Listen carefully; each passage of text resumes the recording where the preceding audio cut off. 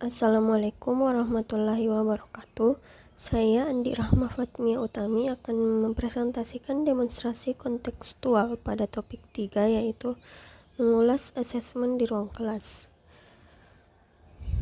Yang pertama yaitu asesmen yang akan saya ulas yaitu dari mata pelajaran bahasa Inggris kelas 11 fase F,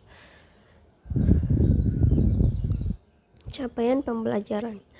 Pada akhir fase F, peserta didik membaca dan merespon teks narasi secara mandiri. Mereka membaca untuk mempelajari sesuatu dan membaca untuk kesenangan. Mereka mencari, membuat sintesis, dan mengevaluasi detail spesifik dan inti dari teks. Teks ini dapat berbentuk cetak atau digital, termasuk diantaranya teks visual, multimodal, dan interaktif. Mereka menunjukkan pemahaman terhadap ide pokok, isu-isu, atau pengembangan plot dalam berbagai macam teks. Mereka mengidentifikasi tujuan penulis dan melakukan inferensi untuk memahami informasi tersirat dalam teks. Selanjutnya yaitu tujuan pembelajaran.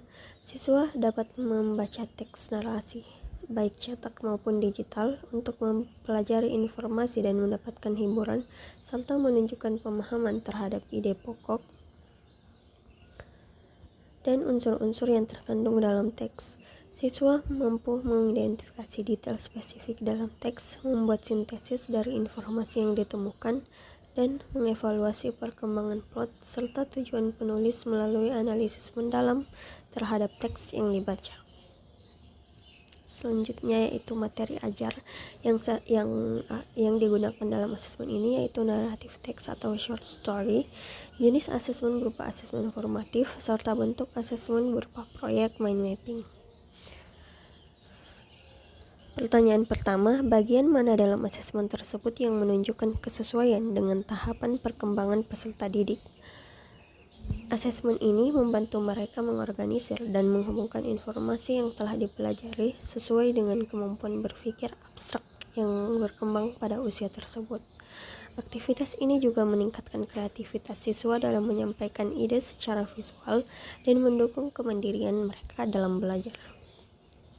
Pertanyaan kedua, bagian mana dalam asesmen tersebut yang menunjukkan kesesuaian dengan perlunya mempertimbangkan aspek lingkungan budaya dan karakteristik peserta didik? Guru memasukkan elemen budaya lokal atau referensi yang dekat dengan konteks kehidupan nyata di sekitar siswa dalam teks yang dianalisis seperti cerita pendek, sehingga materi terasa lebih relevan dan personal.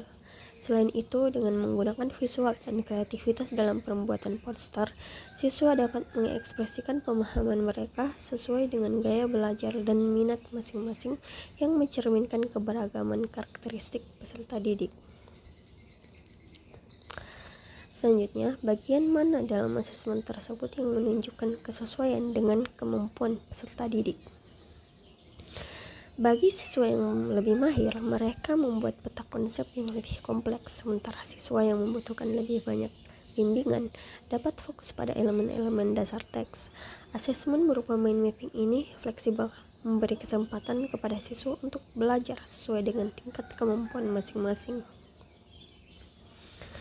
Selanjutnya, bagian mana dari asesmen tersebut yang menunjukkan kesesuaian bahwa sudah memberikan ruang bagi peserta didik untuk memberikan umpan balik terhadap proses pembelajaran mereka? Siswa dapat mengevaluasi sejauh mana mereka memahami struktur dan unsur teks yang dipelajari, serta menentukan apakah ada bagian yang masih membingungkan atau belum dipahami sepenuhnya.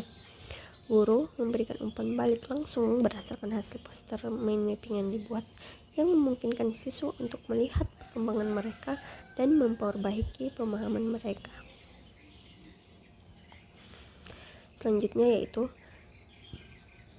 jika Anda menjadi guru di kelas tersebut, hal apa yang ingin Anda tingkatkan untuk lebih memaksimalkan efektivitas asesmen dengan mempertimbangkan tahapan perkembangan peserta didik, lingkungan budaya, dan karakteristik peserta didik serta kemampuan peserta didik? Yang akan saya lakukan yaitu yang pertama yaitu variasi media dan format asesmen, seperti memungkinkan siswa untuk memilih membuat mind mapping secara digital serta menyusun presentasi dalam bentuk video. Yang kedua yaitu memberikan ruang untuk diskusi kelompok kecil yang memperkaya perspektif mereka, terutama dengan melibatkan budaya dan pengalaman masing-masing siswa.